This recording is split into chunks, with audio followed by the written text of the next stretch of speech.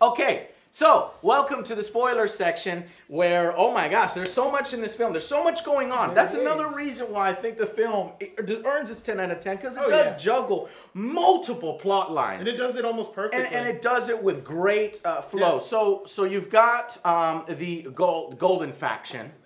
And in the trailers, you see these gold people. They're fucking jerks. And you think these are going to be the villain of the movie, right? So it does a great job of that. Go ahead, Joe. Did I miss Jeff Goldblum? Jeff Goldblum is going to be in Thor 3, Joe, not Thor. this one. My bad. Because I thought I saw. Yeah, no, that's Thor. That's Thor 3. Okay, so, but the gold people are going to be the villains in this one in the trailer. Yep. And it turns out, of course, to be the father. Now, I saw this coming. I mean, you could see this coming from a mile away. But even when you see it coming, it still earns it. It still is an interesting story because, you know, you have that connection there between the two characters. And Kurt Russell's a badass, so you believe him. You feel the danger. And you're like, holy shit, he's fighting an entire planet. This guy, through the light of the planet, is practically immortal. He is a god, little g. So maybe if you're religious, you can still have your God in the Marvel Universe. He said little g. There could be a big G. Anyways, we also see...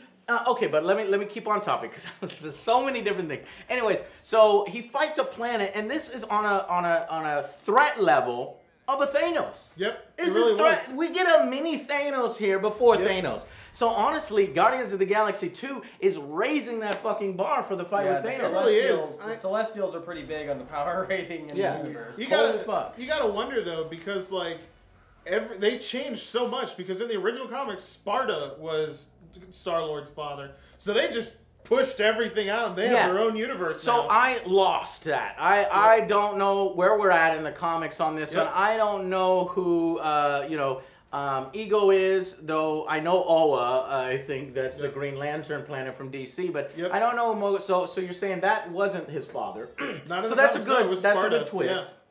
And they combine these two things. And that didn't annoy you as the comic book reader? No, they did it right. And honestly, I'm happy because it's less predictable. Yeah. Because now that they've done that, and they did something as big as that, the whole Thanos situation is going to be different now. Anything is game. The part where I was talking about comedy all the time, when he's fighting his father, they are literally planets, and they can control matter around them. So, you know, you've got Kurt Russell coming around, forming rocks and power, and then you've got, of course, Star-Lord coming out, and it zooms out to see what he formed, and it's Pac-Man. And he hits his father. And this is serious. I mean, they're going at it toe-to-toe, but of course the audience loved the hell out of it, and Mantis was sort of like Ego's pet, and you realize that the only reason she's there is he's using him, and his father has actually birthed many children with many different women, some nasty ass aliens are kissing up on him and sucking his head and sucking all parts of his body. You need to get the genie, and he's just passing the genie. That's a lot of women all across the galaxy, and laid seeds on these different planets. When he powers up and he realizes, you know, the one thing about it is his motivation. I'm not really sure why. You know, I guess if you do live in an eternity, you do go a little crazy and you need purpose and you need to find his purpose. But how his purpose then becomes, I'm going to destroy everything and make everything me, doesn't make sense, because if he's so scared of being alone, why would he make everybody him? I don't know. He thought he was better than everyone else, and he wasn't alone after he found his son. Yeah. And he even said for the first time, I need two Celestials. He's the only other person that even comes close to me. He's my equal. You know, everyone else is insignificant. Let's use us and create life. Yeah, and so it's incredibly dark when you figure out what he really is. At the core of his planet is just thousands, perhaps millions of dead sons and daughters and things, where he's trying to find the seed of his celestial being in actually a human. And Star-Lord is the first one that can harness this power. And it's this amazing scene where we've heard Star-Lord talk about all the time about he never got to hang out with his dad, every time kids go out and throw a ball with their dad, he feels bad. And in this, we see, him harness his power, and he turns it into a ball, and his father, is like, look what I'm doing. And they play fucking catch with celestial power amongst gods. And I was like, damn, this is fucking crazy. I think one of my favorite things that they did was he gets his ass handed to him in so many situations. You know, things that would kill a normal human being. And he straight up says, "Oh, you can't die." And he's like, "I can't die." And he's like, "Yeah." And he kind of had that look. Oh, that explains a lot on his face. And I love that explanation. I love it that really explanation. shows you why he kind of has this extraordinary luck. It is not, in fact, luck. It was probably a combination of the two. The fact that he has, as long as the light of the ego planet is alive and intact, he can never die. He couldn't die. Now, of course, he has to take his father down. They get head-to-head. They manage to, you know, sort of distract him long enough for Groot to not be a fucking idiot and press the right button and explode the batteries that they stole at the beginning of the movie. So they have all these clever tie-ins. So many tie-ins. So many tie-ins. If they mention something at the beginning, you're going to hear about it later. And it's not just the batteries. It's just all these other things, you know. So the playing ball with his dad, all this stuff. It all pays off and it all earns it. Now, so we have to talk about this. This film, to me, has a great Dragon Ball Z kind of thing where in Dragon Ball Z, you had bad guys turn into good guys. You had Piccolo, he's a good guy now. You got Vegeta, he's a good guy now. Beerus, kind of a good guy. And I love that. And in this film, we have that. You have...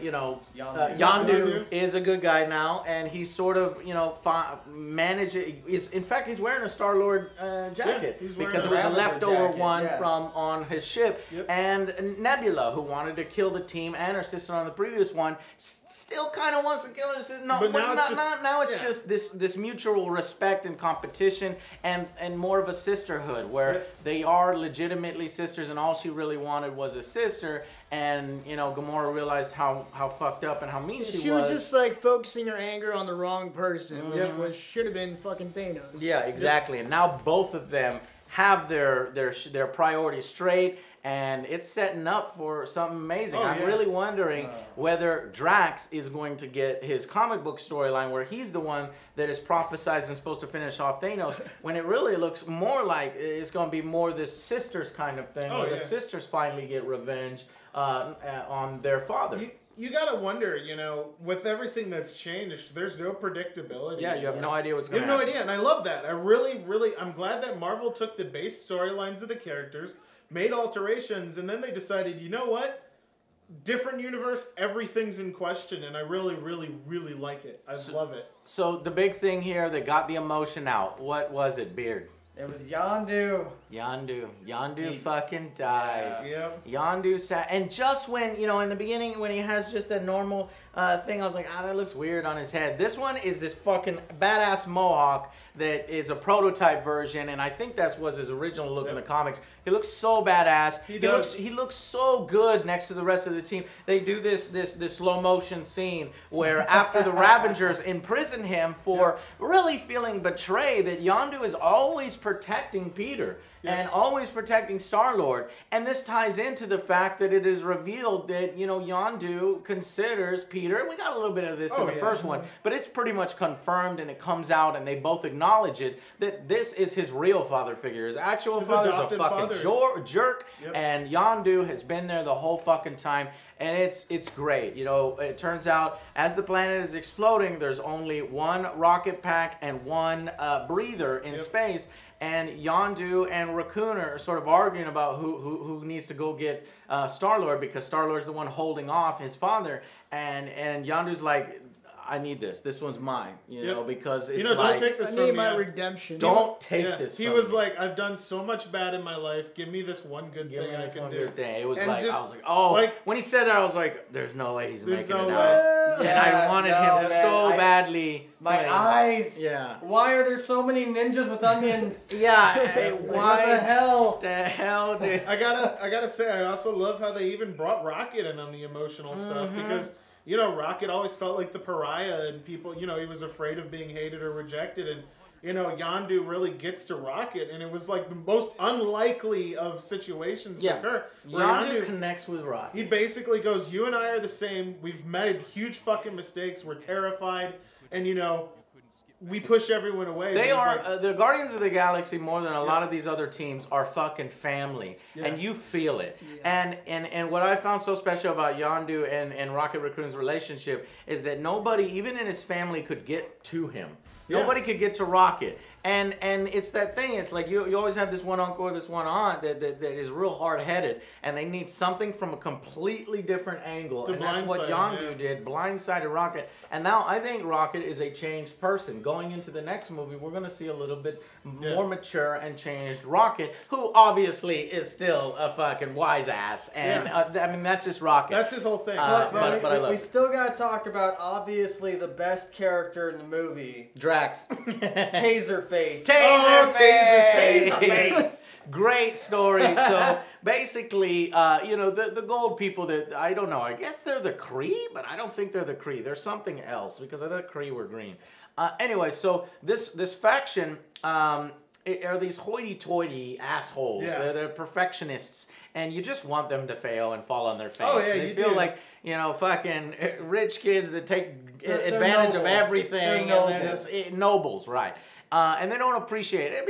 It'd be fine if they showed a little emotion, but they don't. So Rocket steals from them, of course, just because he can, and it sort of ties into the resolution with Yondu. But it basically sets this very powerful empire after the Guardians of the Galaxy. And instead of doing the dirty work themselves, they at first hire the Ravagers. And the Ravagers, you know, this team splits up where, you know, Star-Lord goes off to adventure with his father and learn from his father. And Rocket stays behind with Nebula and the team.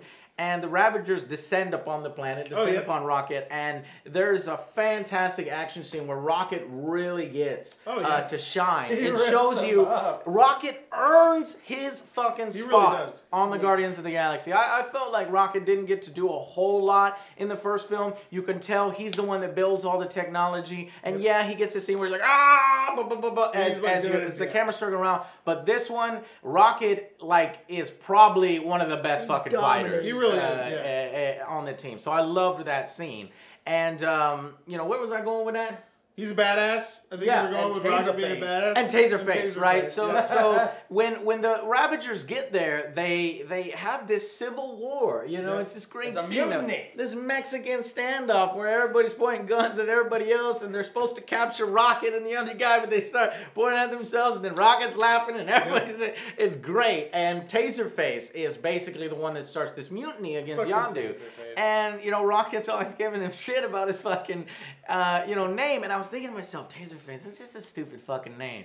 And Rocket, of course, is the one that brings that up and hits him on it the whole fucking movie. It is even under the penalty of death, he just makes fun of Taserface. Well, right before Taserface even dies, you know, the lady laughs at his name. She's like, I want you to know, tell Yondu, tell them all that it was Taserface. And she's like, and when she hears Taserface, she just loses it.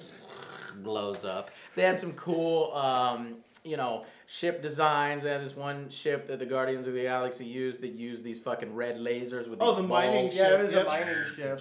It was fucking. It was really so cool. But how the hell is a mining ship so powerful? We're gonna take on thousands of fighters. Mining lasers have to be pretty powerful. They do. Well, I mean, you know, the technology. But why don't if you're a powerful nation like these gold people just have 1,000 mining ships instead of 1,000 of these fighters? Well, you know what I mean, Joe? Because they're not really for combat, right? They're not meant for combat. Not meant for combat. They can put their lasers in every fucking direction because the balls can rotate around the ship. It's genius. It's basically what I'm trying to say is the movie has really good design. It does. Character design, ship design. Universe design. Universe design. Oh my God, it's great. So, I do want to talk about, well, I'll let you talk. Okay. Because I've been going on forever. They take, you know, what you think of the 70s, you think of like the colors and the cheesy stuff. 70s, and, you know, the good 80s. Timing mixed with action, like the A-Team and things like that and stuff. And they took the 70s and 80s colors and music and themes, and they sci-fi'd the shit out of it. Yeah. And that's why, even at the end of the film, it says, the Guardians of the Galaxy will return. And that's the kind of stuff that you saw in the 80s and the 90s, but actually, that kind of bodes badly because, you know, those never actually work out. You know, those legends. They don't work out this time. They don't work out this time, I think. There will be a third one. But I did want to say, there's one thing, there's one new character in this film that I don't think works. And you said every character, I think there's one. Do you know who I'm talking about? Joe, do you know one character that really didn't work, that seemed a little out of place, and then it's like, really, what are you doing with that? Why are we doing this? I'm not interested in that at all. Okay, nobody get Is it Yondu's first Nope, date? it is Sly Stallone. I thought you were it gonna is say that. Rambo. It is Rocky shows up in this film. He's no longer doing the Expendables, apparently. Dropped out of that. And now he's in the Marvel Universe for really no reason. A reason to show that the Ravagers are pieces of shit, but they do have an honor code. I mean, don't get me wrong; these aren't heroes; they kill people. No, they're space pirates. Honor among thieves. Yeah, they are fucking pirates. So, but they pirates. needed a way to show Yondu is exiled from the pirates, and so they bring in this character, Sylvester Stallone's character, to sort of, you know, shun him in front of everybody. Now, obviously, Yondu then sort of, you know, earns his place because he saved the whole fucking galaxy. Oh, yeah, he does. Or helps to save the whole galaxy, and they have this great funeral for him with fucking space fireworks, which I don't know how it works, but god damn it, I loved it. We don't need to know. I Don't worry about it. It looked amazing. But at the end of the film, they do this thing where it's like Sly's like, it took Yondu to bring us all together and he again. gets his team. And then he gets his team, and this team's all like, yep. And then they're all like, zzz. and then I think that was Michelle Yeoh, who's actually a very good martial artist herself. Her and Sly makes me slightly excited. The rest of it, but not excited in a way. It made me go, you know what? What is this? I don't want to see you guys. I don't want to see a spinoff. Like, I don't want to see it. I'm sorry, Sly. It's like maybe they thought, well, we're gonna get this great action star who did all these great action movies, but it really actually kind of takes away from Sly, because I'm like, your time has passed, or not your time has passed, because I love the man. But it's like, I don't care. I want to see more Star-Lord. Yeah. And you bring this in here, and if you're thinking about a spinoff with these Ravagers and pirates, because you can see they're really giving a lot of little extra stuff to the Ravagers. And I'm like, you know what? And maybe Sly wants to do this instead of Expendables and have his own little offshoot. No, unless it's a TV series. I get down with it. I get down with Netflix, right? Yeah. But no, we don't need a whole new fucking trilogy with these guys. I mean, here's the thing: is so he's a good actor, but this is not his type of movie or universe. It's just not his time. He's too serious and monotone and just he says funny things. But he doesn't fit the persona of the Gauardians universe, and he's out of place. He did out of place because he brings with him his pedigree, and it just didn't feel right. So, you know, I wonder how, you know, Jeff Goldblum's going to feel. But this one, they felt like there was the only... Remember how I said this film earns everything? It did not earn that. No. It actually did not earn that, where it's like, well, let's go steal some stuff. It's like, I don't care. Get out of here. Why? I could have done without that 5 seconds and got a few more explosions, and I'd have been happy during the final sequence, right, Joe? Although, when he was trying to say, you betrayed the code. You betrayed the code. That's exactly what I heard. I was like, it's Judge Dredd all over. You think you're above the law? That's the only one that didn't work for me. I would like to see that. You really would? I would. I don't want to see another. Maybe it was too soon for me. Whether it's Stallone or not, obviously the writing is on point. So if he has good writing, I think it might be. It almost had a little Hellboyish feel, you know, that team. Yeah. That sort of, you know, B team. Yeah. Are we getting Guardians of the Galaxy B team? I don't need it. I'd rather see Guardians of the Galaxy. It's already B team. So like, here's the thing: is when you start branching off from series, it basically diminishes your looking forward. It diminishes the main series because it gets so convoluted in a lot of cases. I'll agree to a certain extent. Like, there was an announcement, I think, that HBO is considering 4 spin-offs for Game of Thrones. Oh, God. Like, really? 4 different spin-offs? That's when you know you're losing your mind. And so maybe after reading that announcement and seeing this kind of ham-fisted in here with Sylvester Stallone, I felt that it was unnecessary and out of place. He didn't earn his spin-off. So we don't want to see that unless it goes to Netflix or television. I got to bring something up too. Is there anything else? I do. So a lot of Marvel movies kind of refrain from visually killing people, like actual people. Yeah, you're right. They had a whole like 5 minutes in this movie where Yondu and Rocket were killing shitloads of people, and it wasn't like not even like glossed over. Yondu was just genociding his entire crew. Well, he's done that in the previous. That is the most powerful weapon in the galaxy. They were like husks. They were empty husks. They weren't actually people. Taserface was killing tons of people too. Yeah, but Yondu just like systematically killed everybody. Like, so there was a dark side, a little mature side. Even when they're airlocking people and just shoving them out the airlock, the space pirates. You see a guy freeze up and start to bleed, and it's like, whoa, that's pretty brutal. I mean, they're not shying away from it. Pan out, you see all those dead bodies. Yeah. That was crazy. What was the actual thing where they did a play on words of the word fuck? They said fuck in this film. Okay, so it was when Groot said something about to Yondu about being a Guardians of the welcome to the freaking Guardians of the Galaxy. Rocket said, he said all that except for freaking. I added that, and then he says, hey, we got to talk about your language. Should we see him do that? Groot didn't say frickin', he said fucking. Welcome to the fucking Guardians of the Galaxy. That's not what I'm talking about. There's two. There's two. There was that one. There's the other one. I don't know if y'all caught it. Did you? You know what I mean? No. It's Nebula that says it, and she said, some fucks, and it had dual meaning. That she called Raccoon a fox, Rocket Raccoon a fox, but she also meant to say fucks. And I forgot what other word she used. Like what the like y'all what? Damn it! It pisses me off. Read it in the comments. Somebody else picked up on it too. That it was a play on words. That it could have been fucks and it could have been fox. So I thought it was cool that they're pushing the limits, getting away with it. James Gunn, dude, you are the only one. You are the only one for Guardians of the Galaxy. It was when he said something stupid and she's in the background and she said for fuck's sake. Yes, that's what it is. Instead, it was fox's sake. She said fox's sake, like FOXS, because she called him a fox. But it was for fuck's sake because she was just tired of the fucking scene that was going on. No, I don't think it was that ham-fisted or something. I don't know. It sounded like she said for fuck's sake. Anyways, it was just such a great feeling from these films, and I think really James Gunn gets it. He really knows Guardians of the Galaxy. He knows what he wants from his films, and they come through expertly crafted. This is somebody at the top of their craft. We get these characters. We already love these characters, and you want more of them. You get exactly that in this.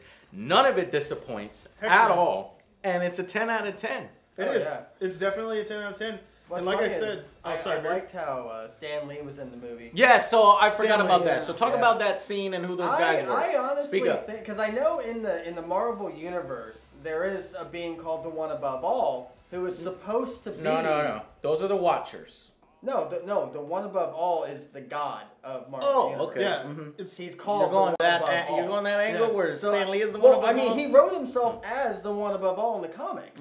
So I'm thinking, is he trying to play the One Above All right there and talking to those guys? Oh shit! Like that's the reason why they're telling stories. My thing was that they had captured him, and he's just like how aliens abduct people. But I think you're right. The One Above All. He might be one. Whoa, because that would be so cool. He's telling them all stories. Yeah, and the Watchers are kind of getting sick and tired. And the Watchers would be the closest one to the One Above All. Yeah, and I gotta talk about, because like he does like all these different universes. And he was talking about because the One Above All in the comics sometimes he just does shit. And so it'd be funny if he was telling and then this one time I was a UPS person just because, things like that. That's and what he was saying. Yeah, he was just dialoguing with them. And this is when Rocket Raccoon and Yondu are on their way to save Star-Lord, and they pretty much are something like 500 really complicated jumps away. And you're only supposed to, your body can only 50. really take 50 at a time. You're supposed to stop and take months off, years off. But no, these guys do 500 jumps, and so their bodies are all deforming. It was fucking hilarious. And Rocket's face was great. Yeah. I really can't wait to buy this thing on Blu-ray. I want to see the commentary. I want to see the deleted scenes, because I thought there was a little bit more with his mother, maybe. I thought I saw something of them on top of the Camaro or the Firebird looking up into this galaxy. Or maybe I was thinking of something completely different. But I hope there's more, because it's great. It's just fucking awesome. They don't do anything with the Infinity Stones. Not a single time did I see an Infinity Gem. But we do have to talk about the Stingers, which tease a new character. So the Golden Faction can't let it go. This chick, her hair is starting to look a little frizzied. Yep. She looks like the Guardians have just completely taken advantage of her, and she's embarrassed. And so she has this plan, and she creates this sort of incubation chamber that is housing a very powerful new character, and that character is Adam. And now I think this is referring to Adam Warlock, which is a super powerful character in Marvel, sort of almost like a Superman kind of character. He flies, he's got that sort of spandex look to him, not quite Superman, but you know what I'm saying. And he's fought Thanos at one point, and he's actually a good guy. And so I was a little interested. Are they gonna do Adam Warlock in Guardians of the Galaxy 3 and have him be a villain and then eventually turn good or something like that? I don't know. And then maybe involve him in after Thanos in phase 4 or 5. I don't know how long this shit's gonna go, honestly. Yeah. Because you're starting to introduce these super powerful heroes, but we've got the Infinity War coming up. So I just don't know how all this shit is gonna fit in. You know who I feel the worst for at the end of that movie? Yeah. Peter, like Star-Lord, he got fucked in that movie. He finds his dad. He has to kill He's like, his what dad. a day. Twice. And then he finally realizes that Yondu's been his dad the entire time, and his dad dies again. Yeah. But I gotta say, that scene where it was like, where he was sitting there and he's like talking about how basically, Ego, his father, killed his mother. But he was like, I hated to have to put that tumor in her head because he killed her with brain cancer. Ooh, that and scene he was snaps great. out of it, doesn't even hesitate, and guns his dad down like it's fucking nothing. That was so cool, dude. I was like, fuck you, Kurt. Yeah. And I loved the emotion in that scene was so good because he was indoctrinated. Basically. Yeah, you thought they were gonna go that angle where the Guardians are gonna show up and you're like, I will not listen to you. I've seen the galaxy, but no, his father fucks it up by saying, it's a shame that and his father. I like this character depth. It's a small little stroke that they did just to give a little bit more depth to Ego, that literally he was in love with Star-Lord's mother. Yeah. Where in the sense that he visited her 3 separate times, and he says, if I visited her a 4th time, I probably would have given up all this idea of conquering or making everything me. And so it bothered him so much that he was like, I can't help myself. I have to end this. And so he gives Star-Lord's mother brain cancer and fucking kills her. And Star-Lord just loses it and just guns him down. And it looks so amazing. And that ties into the darker sense because they don't shy away from showing you skeletons and fucking muscles and shit, because when his father regenerates, it's creepy looking. It was really so he regenerates to David Hasselhoff. Oh, yes! Come on! I don't know how many times you can milk the David Hasselhoff joke. He's been used in so many different movies as a punchline. He's used as a punchline here like 3 or 4 different times, even in the credits. So David, we got some more work for you. Yeah. Another punchline. Fuck it. Yeah, fuck Why it. not? Paid. But you know what? It works here. As much as I've heard David Hasselhoff jokes, it still works here. Yep. But, cool it in Guardians of the Galaxy 3, which it's not going to be in there because they've solved that whole thing. So, fantastic movie. Go out, buy it. Go see it. Go buy it. Fucking do it. And okay, so let's do little predictions here. Is Ragnarok, Thor 3, going to be as good as this film? No. Or better? I don't think so. No. I think it's be probably, tough. It's probably going to be good, but I don't think it'll be. So I went in thinking, so the trailer for Guardians Volume 2 came out. Yep. Trailer for Thor 3 comes out, and I'm like, Thor 3 is going to be better based on those trailers. But it turns out that Guardians, I feel, is going to be stronger. And if Thor 3 comes out and it's better than this, like, oh yeah, I'm just gonna you put it this way: none of the other Thors so far were as good as the Avengers movies, and this is better than the Avengers movies. Yeah, these are.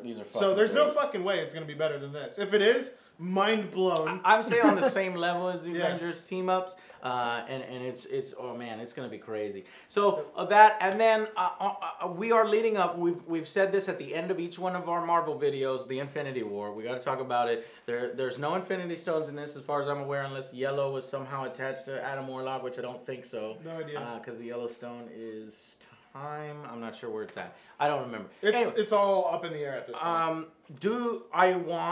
I want, and you're getting 11 out of 10 from me. An impossibility. I'll never give this to a video game, but I'll give it to a movie. If in the Marvel Universe, Infinity War, they kill off all the heroes. Or a lot of them, yeah. Because Thanos kills everybody.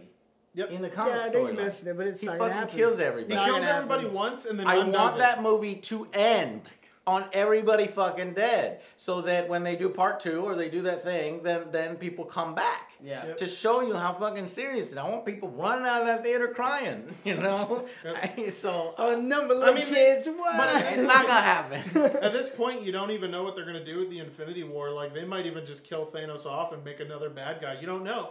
Because, like, even in the comics, like you said, he kills everybody. He gets bored that he's alone. He undoes it all and then does it over again. So there's no fucking idea what's going to happen. I'll allow you to cheat in the film, kill everybody in the halfway mark, have Thanos in the same film, revive them, and and that would be good. But we'll see. All right, guys, so that's it. Leave your comments in the section below. Tell us what you thought of this film. Any Easter eggs that we missed and didn't see. There was Howard the Duck again. Yeah. We saw Howard the Duck over there. Cosmo the dog. Yeah. Cosmo the dog at the end as well. So they're still dropping those guys in. Anything else? No. Not that I can think of, no. They kept showing these characters, these other characters, as if they're important. So let us know. Is there another important character that we missed here that gets a tiny cameo that we don't know about? Anyways, thank you guys for watching, and we will see you guys on the next Angry Joe Show. Bye, guys. Go out and see it! Definitely. Oh, that felt good. Oh.